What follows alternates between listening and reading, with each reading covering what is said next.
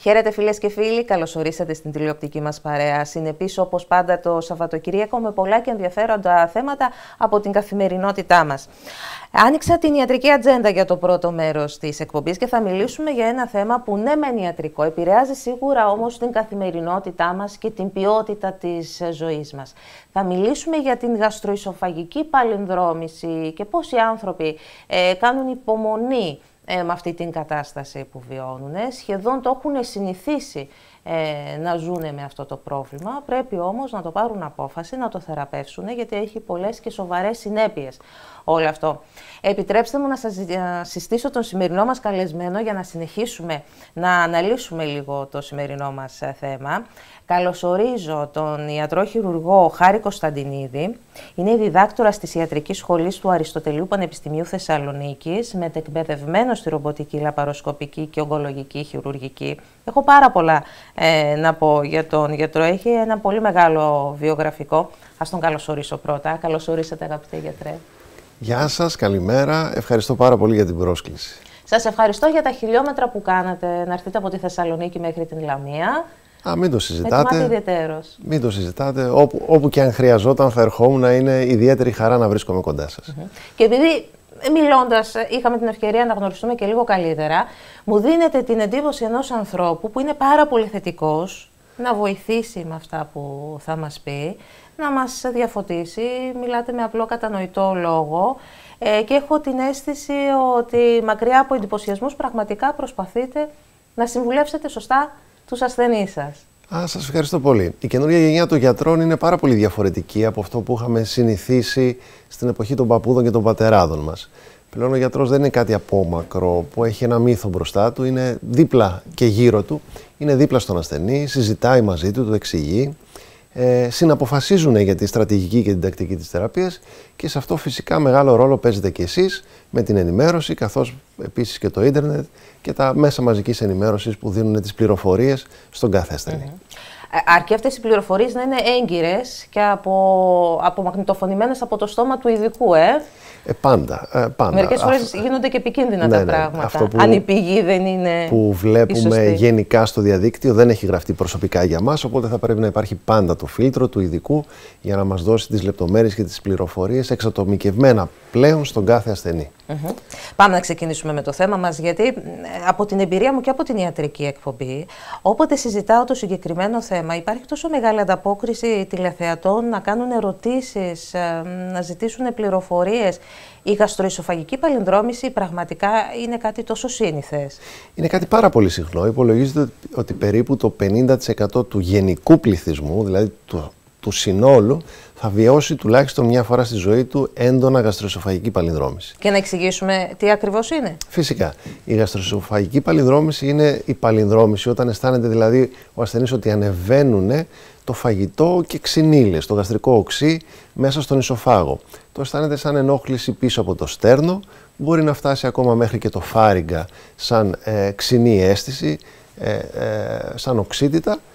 Και συνδυάζεται πάρα πολύ συχνά, θα το πούμε και αυτό, με μια άλλη παθολογική κατάσταση που λέγεται διαφραγματοκύλη, που αυτό δεν είναι η παλινδρόμηση του υγρού, είναι η παλινδρόμηση του στομάχου μέσα στο θώρακα, από το χώρο της κοιλιάς στο χώρο του θώρακα. Συνήθως αυτές οι δύο καταστάσεις, αν και είναι ανεξάρτητες μεταξύ τους σαν παθολογικές οντότητες, συνυπάρχουν, τις χειρουργούμε και τις αντιμετωπίζουμε σχεδόν πάντα μαζί. Έχω συζητήσει με πολύ κόσμο που αντιμετωπίζει αυτό το πρόβλημα και ειλικρινά σας λέω, έχω την εντύπωση ότι τους έχει γίνει βίωμα. Πιστεύουν ότι έτσι είναι το φυσιολογικό πλέον να τους συμβαίνει, γιατί το έχουν αφήσει πάρα πολύ καιρό αθεράπευτο. Ναι, δεν θα έπρεπε να είναι έτσι. Η φαρμακευτική θεραπεία με τα διάφορα χαπάκια για το στομάχι που λέει ο κόσμος, τα δίνουμε σε ένα αρχικό στάδιο, έτσι ώστε να καταλήξουμε με ακρίβεια και σαφήνεια στη διάγνωση και μέχρι ουσιαστικά να αποφασίσει ο ασθενής να χειρουργηθεί. Η φαρμακευτική θεραπεία δεν είναι λύση, είναι κάτι πρόσκαιρο, δεν είναι θεραπεία. Επίσης, αποδεικνύεται στο βάθος του χρόνου και του καιρού ότι η μακροχρόνια χορήγηση δημιουργεί σημαντικά προβλήματα, ακόμα και ογκολογικά προβλήματα. Ας μην ξεχνάμε ότι το Zantac, που ήταν το πιο δημοφιλές φάρμακο για 3-4 δεκαετίες για το στομάχι, έχει καταργηθεί γιατί αποδείχθηκε ότι έχει καρκινογόνο επίδραση και δράση. Επίσης, οι μακροχρόνιες επιπλοκές της παλινδρόμησης φτάνουν στο να δημιουργήσουν ακόμα και καρκινώματα της περιοχής του ισοφάγου. Από τα οξέα. Από τα οξέα, τα οποία είναι καρκινώματα πάρα πολύ δύσκολα, γιατί προϋποθέτουν το ότι πρέπει να χειρουργήσεις και το χώρο της κοιλιάς και το χώρο του θώρακα. Εγώ είμαι ο πρώτος που χειρούργησε λαπαροσκοπικά και ρομποτικά τέτοια καρκινώματα σε όλη την νοτιοανατολική Ευρώπη. Έχω πολύ μεγάλη εμπειρία σε αυτό και πιστέψτε με, δεν είναι ένας καρκίνος που θέλουμε να πάθουμε. Καλύτερα είναι να τον αποφύγουμε. Δεν είναι λοιπόν η κάθε παλινδρόμηση χειρουργήσιμη. Με 1 ή 2 επεισόδια στη ζωή σου δεν θα μπει στο χειρουργείο. Αλλά αν συνεχίσεις να έχεις ενοχλήματα για 1 ή 2 χρόνια, πρέπει να μπει στο χειρουργείο και να την αντιμετωπίσεις. Τι πρέπει να γνωρίζουμε για το συγκεκριμένο χειρουργείο? Είναι ένα χειρουργείο το οποίο τα χιλιάδες περιστατικά που έχουμε κάνει το κατατάσσει πλέον, τουλάχιστον στην προσωπική μου εμπειρία, σε χειρουργείο ρουτίνας. Η νοσηλεία είναι 24ωρη και την επόμενη μέρα επιστρέφει στην καθημερινότητά του ο ασθενής χωρίς προβλήματα και χωρίς κάτι ιδιαίτερο. Πώς γίνεται το χειρουργείο? Γίνεται λαπαροσκοπικά? Ο ιδανικός τρόπος για να κάνεις το χειρουργείο είναι ο ρομποτικός, γιατί έχεις πολύ καλύτερη ανάλυση στην εικόνα και πολύ μεγαλύτερη ακρίβεια στα εργαλεία που χρησιμοποιείς. Εναλλακτικά μπορείς να το κάνεις και λαπαροσκοπικά. Είναι η δεύτερη καλύτερη λύση και τα ανοιχτά χειρουργεία αποκλείονται. Πλέον δεν ανήκουν στη φαρέτρα μας τα τελευταία 15 χρόνια, γίνονται μόνο σε χώρες που δεν έχουν, ας πούμε, το στάνταρ της ιατρικής πρακτικής και καθημερινότητας. Στο χειρουργείο φροντίζουμε να κλείσουμε το έλλειμμα του διαφράγματος για να μην υπάρχει διαφραγματοκύλη και δημιουργούμε μια πιο ισχυρή βαλβίδα στην γαστροϊσοφαγική περιοχή, εκεί που ενώνει το ισοφάγος με το στομάχι, έτσι ώστε να μην έχουμε αναρροή των τροφών και των υγρών στο μέρος του ισοφάγου. Το αποτέλεσμα είναι άμεσο, δηλαδή η παλινδρόμηση κόβεται μαχαίρι και ο ασθενής ξυπνάει χωρίς παλινδρόμηση. Υπάρχει περίπτωση να δημιουργηθεί ξανά το θέμα μελλοντικά? Ναι, τα προηγούμενα χρόνια υπήρχαν αρκετές υποτροπές, ιδίως όταν συνυπήρχε μεγάλη διαφραγματοκύλη. Αυτό που λέμε ότι παλινδρομεί πλέον ολόκληρο το στομάχι στο θώρακα. Και αν θέλετε, ένα από τα αντικείμενα που ασχολήθηκα τα τελευταία 6 με 7 χρόνια ήταν αυτό, πώς θα λύσω αυτό το πρόβλημα για να εκμηδενήσουμε, αν γίνεται, τις υποτροπές. Είχα μία πρόταση από μία αμερικανική εταιρεία που κατασκευάζει πλέγματα, να είμαι από τους πρώτους, αν όχι ο πρώτος, που θα χρησιμοποιήσει και θα δοκιμάσει νέα απορροφήσιμα πλέγματα στον κόσμο, από τους πρώτους, για να δούμε τη συμπεριφορά και τα αποτελέσματα. Τα τελευταία 7 χρόνια, ειδικά τις σύνθετες διαφραγματοκύλες, τις χειρουργούμε με αυτόν τον τρόπο και έχει αποδειχθεί ότι είναι το διεθνές στάνταρ, η χρυσή τομή για τη λύση αυτών των προβλημάτων. Άρα και τις υποτροπές που συναντούσαμε στις μεγάλες διαφραγματοκύλες σχεδόν τις έχουμε εκμηδενήσει. Τα πλέγματα αυτά είναι απορροφήσιμα, μετά από 2 χρόνια το πολύ δεν υπάρχουν μέσα στον οργανισμό. Έχουν δημιουργήσει όμως την υποδομή μέχρι να απορροφηθούν, έτσι ώστε να μην έχουμε υποτροπή και να μην ξαναεμφανιστεί η διαφραγματοκύλη και η παλινδρόμηση ποτέ στο μέλλον. Θα την κάνω την ερώτηση και πάντοτε την κάνω. Θυμάμαι έναν άλλο συνάδελφό σας, ο οποίος μου λέει: Σοφία, γιατί μου το ρωτάς αυτό το πράγμα, παίζει κάποιο ρόλο? Πόση ώρα διαρκεί η επέμβαση? Θα μου πείτε, θα είμαι ειλικρινής. Τη 1, τη 2, τη 3, από τη στιγμή που θα μπεις να την κάνεις πρέπει να την τελειώσεις. Θα είμαι ειλικρινής. Ο σπουδαιότερος παράγοντας για τη διάρκεια του χειρουργείου είναι ο γιατρός. Έτσι. Ένας γιατρός ο οποίος έχει κολοσιαία εμπειρία στο αντικείμενο, γνώση, ικανότητα και ταλέντο, είναι ταχύτατος. Ένας γιατρός που δεν έχει μπορεί να κάνει, ας πούμε, και 5 ώρες για αυτή την επέμβαση. Συνήθως αυτή η επέμβαση διαρκεί κάτω από 1 ώρα, τουλάχιστον από τη δικιά μου χειρουργική ομάδα. Όσο δύσκολο και αν είναι το περιστατικό. Και η συντριπτική πλειονότητα των ασθενών την επόμενη μέρα φεύγει. Υπάρχει περίπτωση την ώρα της επέμβασης να ανακαλύψετε κάτι που δεν το είχατε αντιληφθεί νωρίτερα? Θεωρητικά ναι. Τυχαίο έβριμα δηλαδή? Θεωρητικά ναι. Μπορούν να το αντιμετωπίσετε? Να ανακαλυφθούν διάφορα πράγματα. Πρακτικά, από μια έμπειρη χειρουργική ομάδα είναι εύκολο να αντιμετωπιστεί ό,τι και αν είναι αυτό, έτσι ώστε να δώσουμε μια οριστική και μόνιμη λύση σε όσα προβλήματα απασχολούν τον ασθενή. Φυσικά αυτό προϋποθέτει ότι ένας ασθενής θα μπει με έναν ικανοποιητικό και σοβαρό προεγχειρητικό έλεγχο. Δηλαδή θα έχει για τη συγκεκριμένη πάθηση μια πρόσφατη γαστροσκόπηση και πιθανώς κάποιες άλλες εξετάσεις, αν κρίνει ο θεράποντας ότι είναι απαραίτητες για να μπουν στο χειρουργείο. Να, αυτά λέτε και το λέω χιουμοριστικά, αποθαρρύνεται λίγο τους ασθενείς. Δηλαδή, κάποιος προτιμάει να ζει με γαστροϊσοφαγική παλινδρόμηση, με διαφραγματοκύλη, να μην προγραμματίζει το χειρουργείο, γιατί πρέπει πρώτα να κάνει αυτές τις εξετάσεις. Τη γαστροσκόπηση. Η γαστροσκόπηση είναι πιο τρομερή από το χειρουργείο. το λέτε πολύ χαριτωμένα, δεν είναι καθόλου τρομερή. Θα σας μεταφέρω την εμπειρία μου ως ασθενής πλέον, ως γιατρός. Κοιμάσαι, δεν καταλαβαίνεις τίποτα, ξυπνάς, ρωτάς τον γιατρό σου, γιατρέ τελειώσαμε, πότε θα αρχίσουμε? Και σου λέει, μα έχουμε ήδη τελειώσει. Δεν καταλαβαίνεις τίποτα στη γαστροσκόπηση. Το ίδιο και στο χειρουργείο. Δεν καταλαβαίνεις τίποτα στη γαστροσκόπηση. Πλέον αυτές οι εξετάσεις, οι διαγνωστικές γίνονται με ενάρκωση, οπότε δεν έχεις καμιά άσχημη ανάμνηση, καμιά ανάμνηση γενικώς. Πολύ ωραία. Μακάρι να είναι έτσι όπως μας τα λέτε. Πιστέψτε με, έτσι είναι. Οι ασθενείς και εμείς ως δυνητικοί ασθενείς άνθρωποι είμαστε, δεν ξέρουμε τι θα μας συμβεί. Πιστεύω τώρα πραγματικά είναι αντιτελεοπτικό αυτό που θα σας πω. Δεν έχουμε πιστεί ποτέ ότι δεν θα πονέσουμε. Πάντα υπάρχει ένα άγχος. Δεν υπάρχει χειρουργείο με μηδενικό πόνο. Υπάρχει χειρουργείο με λίγο πόνο, με πάρα πολύ εύκολα ανεκτό πόνο, με πόνο που μπορείς να το διαχειριστείς στο σπίτι σου με ένα ντεπών, με ένα παναντόλ, τα φάρμακα που παίρνουμε καθημερινά από μόνοι μας χωρίς να ρωτήσουμε κανέναν γιατρό, και ένα χειρουργείο το οποίο σε μια εβδομάδα έχει ξεχάσει ότι το έχεις κάνει, ας πούμε, και παραμένει πολύ σύντομα μια ανάμνηση του παρελθόντος που δεν σου αφήνει καμιά αρνητική απόχρωση. Αντιθέτως, επειδή έχεις απαλλαχθεί στο συγκεκριμένο χειρουργείο από την κακή καθημερινότητά σου, επειδή πραγματικά μπορούμε να προσφέρουμε μια πολύ μεγάλη βελτίωση της ποιότητας της ζωής, είσαι χαρούμενος που το έκανες. Και οι περισσότεροι ασθενείς, όταν έρχονται με εγχειρητικά για παρακολούθηση, ή αν θέλετε τους συναντάμε και για άλλο λόγο, ακόμα και τυχαία, λένε πώς βρε γιατρέ, δεν σε άκουσα να το κάνω πολλά χρόνια πριν. Έτσι είναι. Διαφραγματοκύλι, κάτι πιο σύνθετο, κάτι πιο δύσκολο? Η διαφραγματοκύλι, όπως σας είπα, είναι πλέον η παλινδρόμηση. Είναι μια κύλη όπου το στομάχι μπαίνει μέσα στο θώρακα.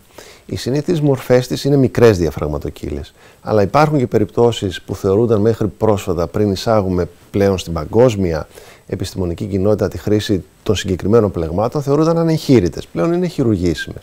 Που μπορεί να έχουμε, ας πούμε, πολύ βαριά περιστατικά με αρκετές επιπλοκές, τα οποία όμως και αυτά πλέον με τα νέα συνθετικά πλέγματα που χρησιμοποιούμε αντιμετωπίζονται με τον ίδιο τρόπο και σε μία μέρα ο ασθενής επιστρέφει στο σπίτι του χωρίς προβλήματα. Υπάρχουν περιπτώσεις να χρειαστεί σε ένα χειρουργείο να διορθώσετε και τα δύο, και την παλινδρόμηση και τη διαφραγματοκύλη? Είναι αυτό που είπαμε νωρίτερα, ότι τα αντιμετωπίζουμε πάντα μαζί για να έχει μια οριστική και αμετάκλητη λύση ο ασθενής και να μην ξαναχρειαστεί να ασχοληθεί με κανένα από τα δύο.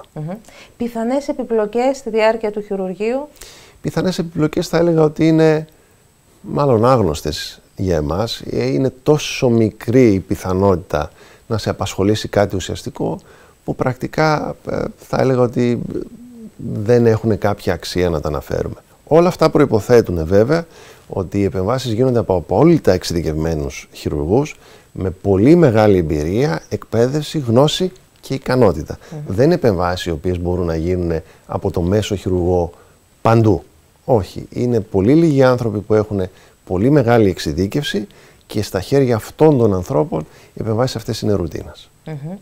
Μάλιστα.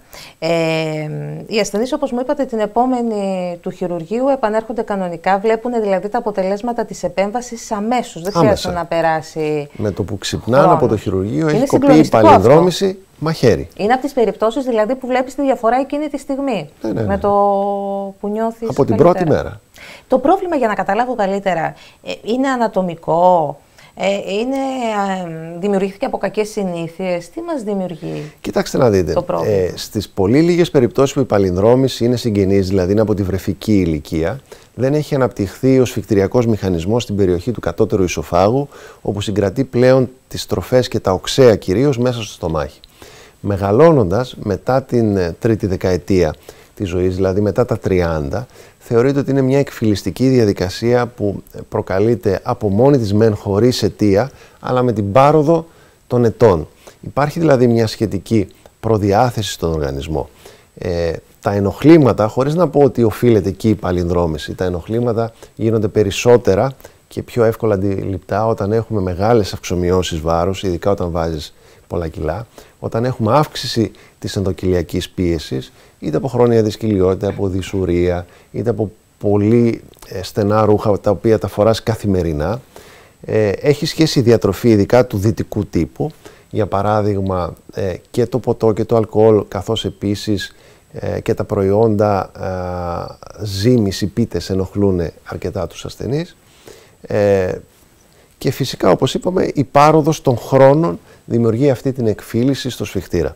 Το αποτέλεσμα είναι ότι αντί ο σφιχτήρας αυτός να είναι κατά 95% μονόδρομος, δηλαδή να μην είναι αμφίδρομος, να μην επιτρέπει την παλινδρόμηση, γίνεται πρακτικά ένας σωλήνας που δεν υπάρχει κανένας σφιχτήρας. Οπότε κάθε φαγητό που συνοδεύεται από κατάκληση, από σκύψιμο, από κάποια αύξηση της ενδοκυλιακής πίεσης, να έχει ως αποτέλεσμα την άνοδο των οξέων στον ισοφάγο, και αυτό ακριβώς είναι που κάνει τα ενοχλήματα, αλλά κάνει και μακροπρόθεσμα τη δυσπλασία που τελικά μπορεί να οδηγήσει ακόμα και σε νεόπλασμα στον ισοφάγο. Κρατάω το γεγονός ότι έχουν αλλάξει τα πράγματα. Η συγκεκριμένη επέμβαση στο παρελθόν μπορούσε να αποτελεί μια περιπέτεια για τον ασθενή. Τώρα είναι πολύ πιο εύκολα. Ο χρόνος νοσηλείας στο ελάχιστο, το χειρουργείο άμεσο και αποτελεσματικό. Οπότε σίγουρα αξίζει τον κόπο να το ξανασκεφτεί κάποιος και να πάρει την απόφαση. Κοιτάξτε να δείτε, η εμπειρία μου εμένα από τους ασθενείς δεν είναι όπως το περιγράφεται. Με γνωστούς, με φίλους που το έχετε συζητήσει. Οι περισσότεροι ασθενείς πραγματικά ψάχνουν να βρουν μια λύση. Είναι πολύ δεκτικοί σε αυτό το κομμάτι. Επίσης, οι συνάδελφοι που επίσης βλέπουν την παλινδρόμηση και μαζί συνεννοούμαστε, οι γαστρεντερολόγοι της παθολογικής ειδικότητας, είναι πλέον ενημερωμένοι. Έχουν καταλάβει ότι οι επεμβάσεις που εφαρμοζόταν στο παρελθόν έχουν σταματήσει.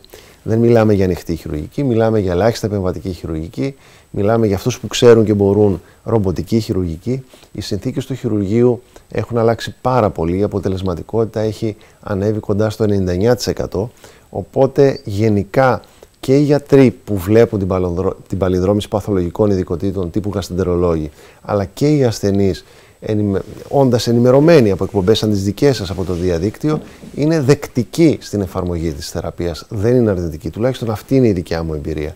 Και οι περισσότεροι ψάχνουν εναγωνίως να λύσουν το πρόβλημά τους, γιατί πραγματικά βελτιώνουν την ποιότητα ζωής και την καθημερινότητά τους και φυσικά αποφεύγουν μακροχρόνιες επιπλοκές είτε από την μετεξέλιξη της νόσου, είτε από τη φαρμακευτική θεραπεία, που επαναλαμβάνω δεν είναι θεραπεία με την έννοια να απαλλαχθείς από το πρόβλημα, απλά να μην βιώνεις τόσο έντονα τα ενοχλήματα. Δεν είναι οριστική θεραπεία, είναι παρηγορική επί της ουσίας. Αγαπητέ γιατρέ, σας ευχαριστώ πάρα πολύ. Εγώ σας ευχαριστώ που μου δώσετε την ευκαιρία να συζητήσουμε ένα τόσο πολύ συχνό πρόβλημα που πραγματικά απασχολεί ένα μεγάλο ποσοστό του γενικού πληθυσμού. Καλή συνέχεια σας εύχομαι. Σας ευχαριστώ.